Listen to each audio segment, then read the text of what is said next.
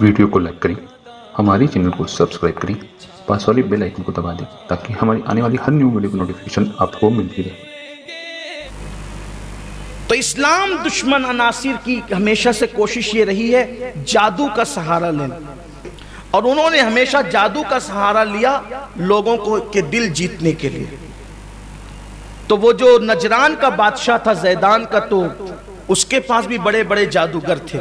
جادو سے کبھی مت ڈرنا، ہمارے پاس جادو کے توڑ کے لیے اتنا زبردست علاج ہے۔ ایک تو آیت الکرسی شریف، سورۃ الفاتحہ اور سورۃ الفلق اور سورۃ الناس۔ مگر بس اتنی بات ہے، چائے کی لذت اسی زبان کو اچھی لگتی ہے جس زبان کو ٹائیفائڈ کا مرض نہ ہو، اور قرآن تیر کی طرح اثر انداز ہوتا ہے ان زبانوں سے جو زبانیں غیبت سے بچتی ہے، جو زبانیں چگلی سے بچتی ہے، جو زبان گالی سے بچتی ہے، جو زبان حرام کھانے سے بچتی ہے۔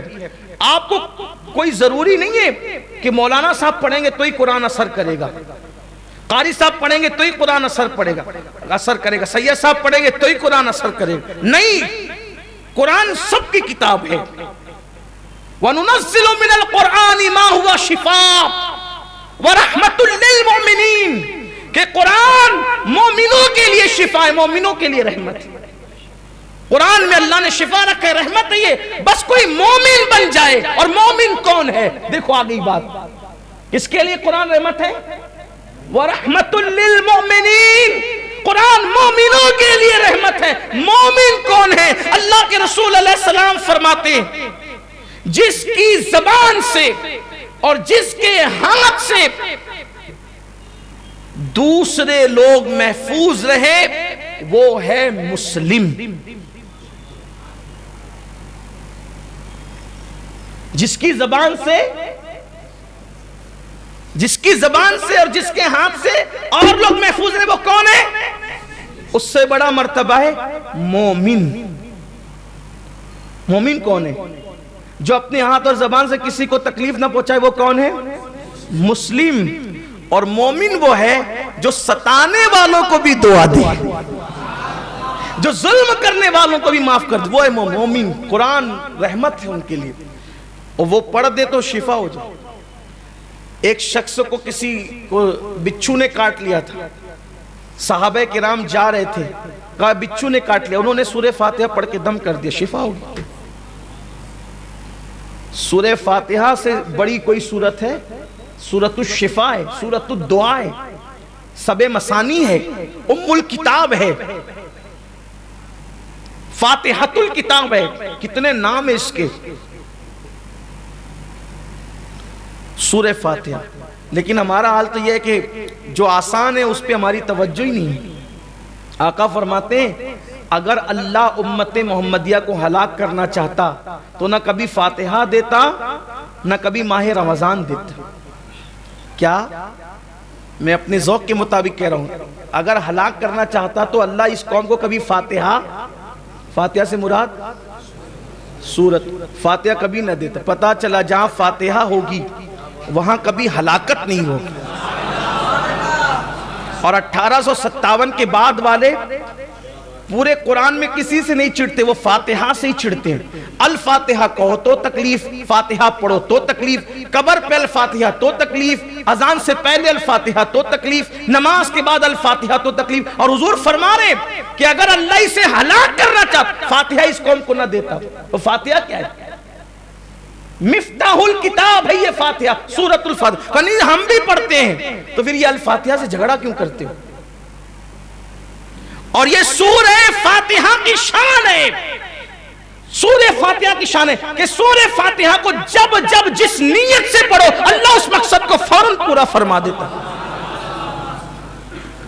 اگر کوئی بہت زیادہ ڈنگ ڈانگ کرتا ہے اس کا چہرہ دیکھ کر کے اس نیت سے سورہ فاتحہ پڑھ لو کہ یہ نرم ہو جائے، وہ نرم ہو جائے گا، یہ مسخر ہو جائے۔ یہ بات ہے، سورہ فاتحہ کو سمجھا کیا ہے؟ بیماریاں بھی اس سے جاتی ہیں، بلائیں بھی اس سے جاتی ہیں۔ بارش نہیں ہو رہی ہو سورہ فاتحہ لکھ کر، اس کا ایک طریقہ ہے، وہ عمل کرو، بارش ہوتی ہے۔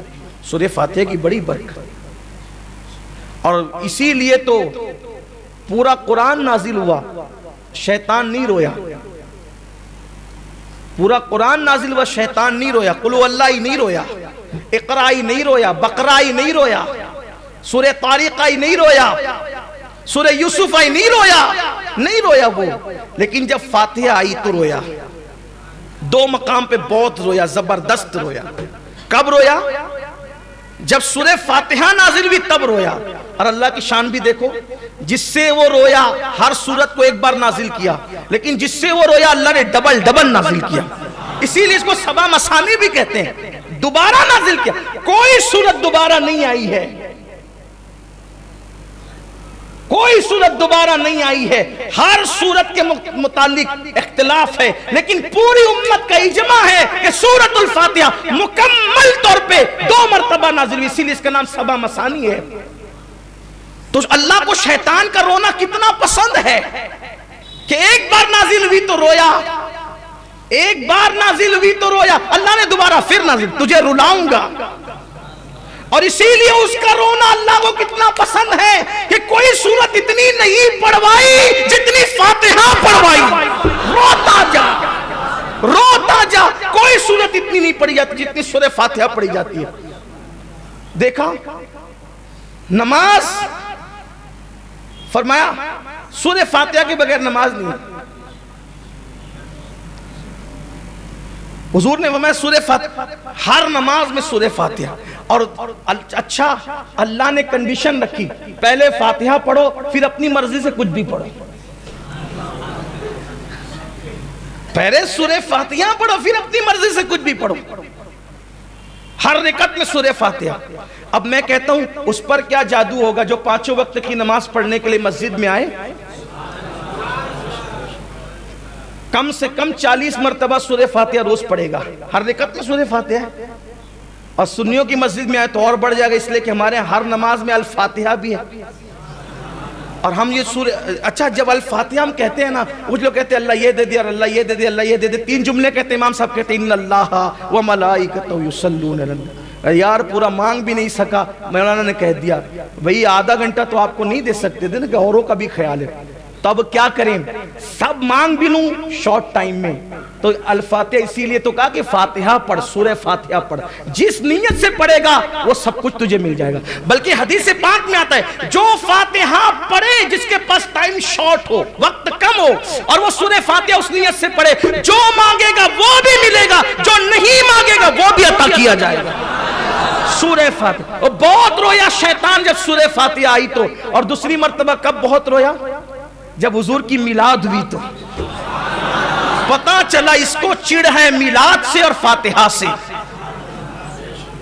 इसको चिढ़े मिलाद से और फातिहा से। फिर सुन्नियों ने उस दिन से ठान लिया, शैतान जी अगर आपको तकलीफ है मिलाद और फातिहा से, हम कुछ करें न करें फातिहा भी करते रहेंगे, मिलाद भी करते रहे, हश्र तक डालेंगे हम पैदाइश मौला की धूम, मिस्ल फारस नजद के तिले गिराते जाएंगे, खाक हो जाए अदू जलकर मगर हम तो रजा, दम में जब तक दम है जिक्र उनका सुनाते जाएंगे। फातिहा पढ़ते रहो, जादू से बचते रहो।